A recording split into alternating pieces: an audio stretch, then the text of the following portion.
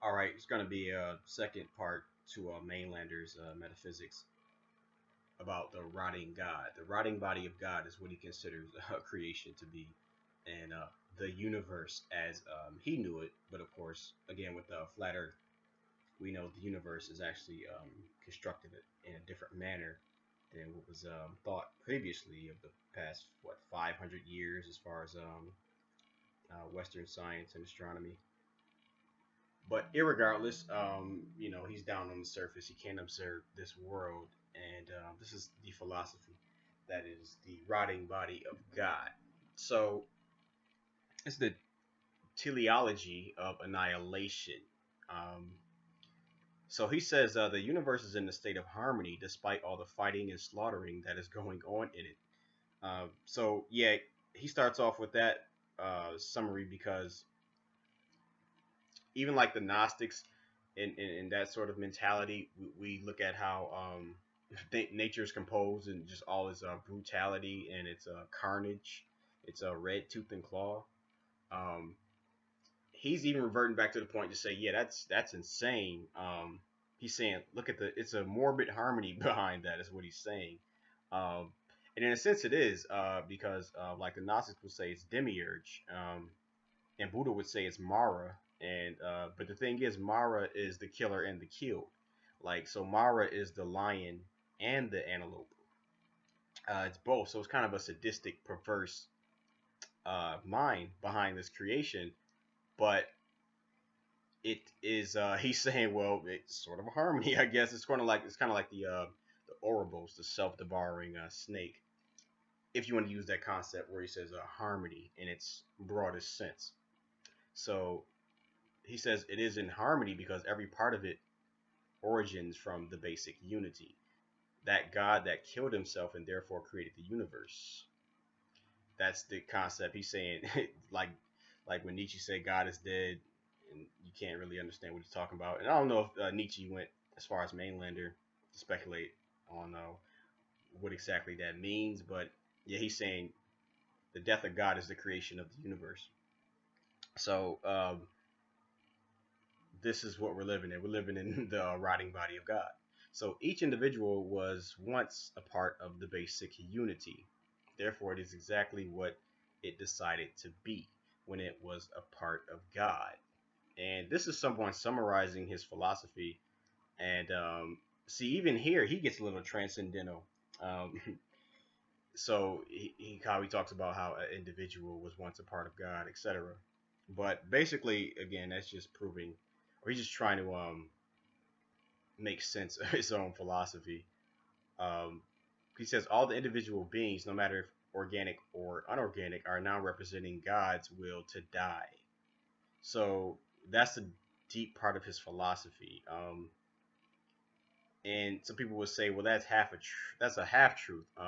Wouldn't it be God's will to live? But as we're saying, I mean, living is a train towards death. It's the only permanent stop. Everything else is impermanent and fleeting. And so the whole point of like people procreating and all the creatures reproducing is sort of a false form of immortality. Like I said, if it was truly immortal, there would just be one entity existing.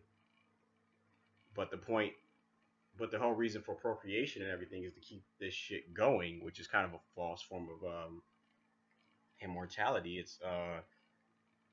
It's not genuine. And it's full of suffering. So the question becomes why. So like again, Buddha would call it, or the Buddhists would say that it's just blind growth and productivity. But here we're just using some. This is some Western philosophy. It might be slightly linear, but it is very revealing and interesting.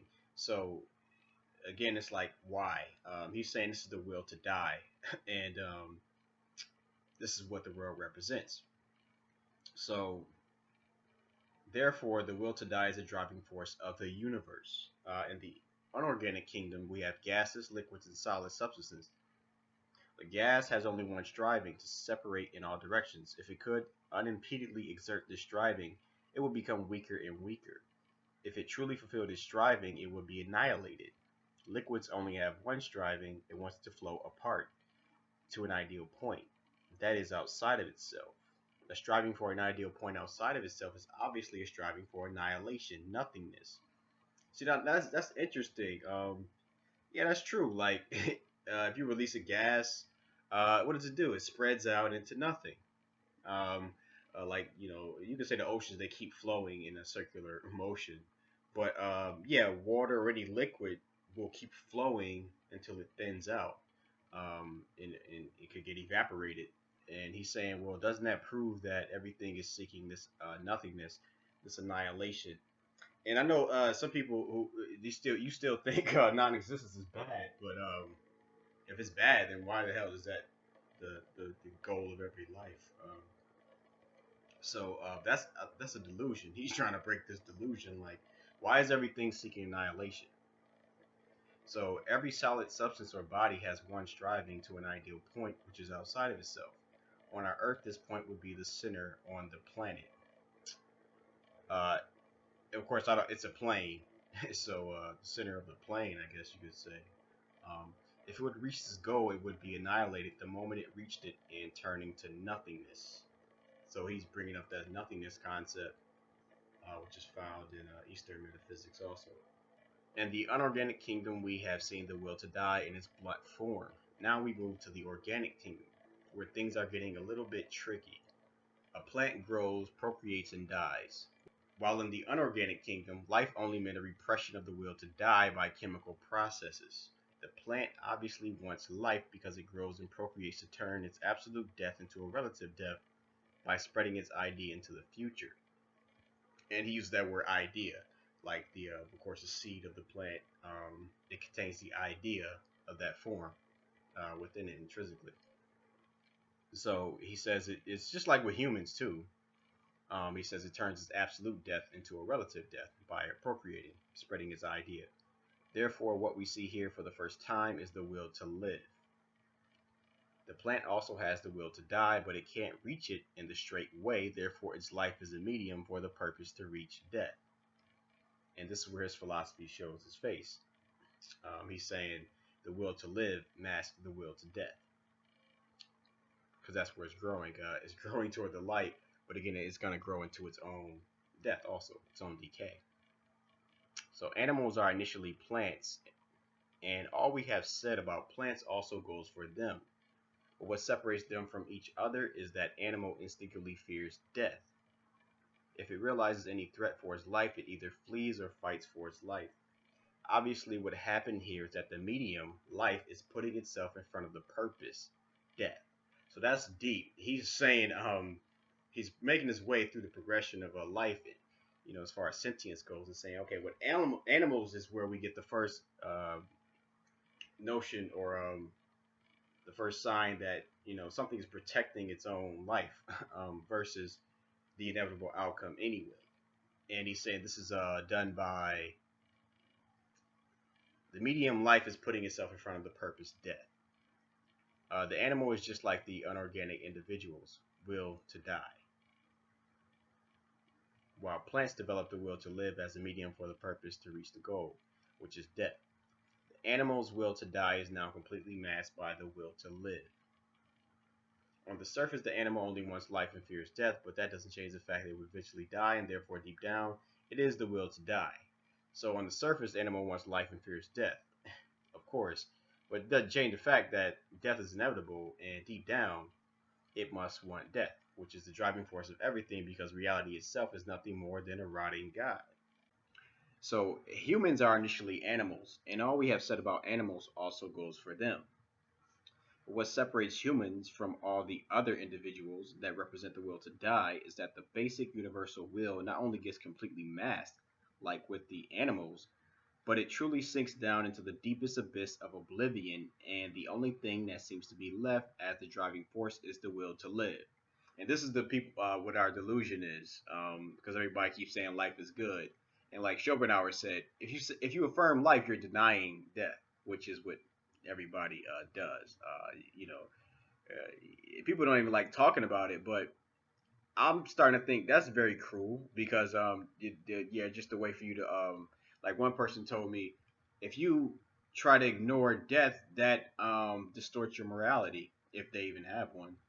I mean, in its deepest sense, because basically it's like people are figure out because we have sentience, intelligence more than animals.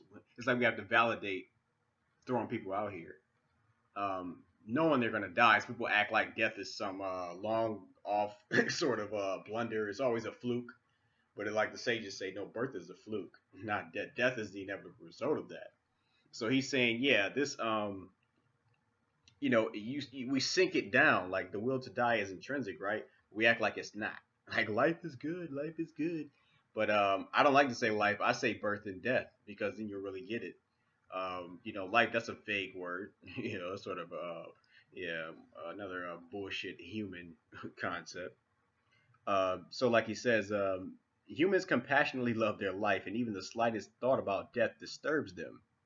The medium completely covers the purpose, which is, he's saying again, the medium life completely covers the purpose, which is death. Then he goes on, life is abnormally loved, death is abnormally hated. And that's everybody's problem.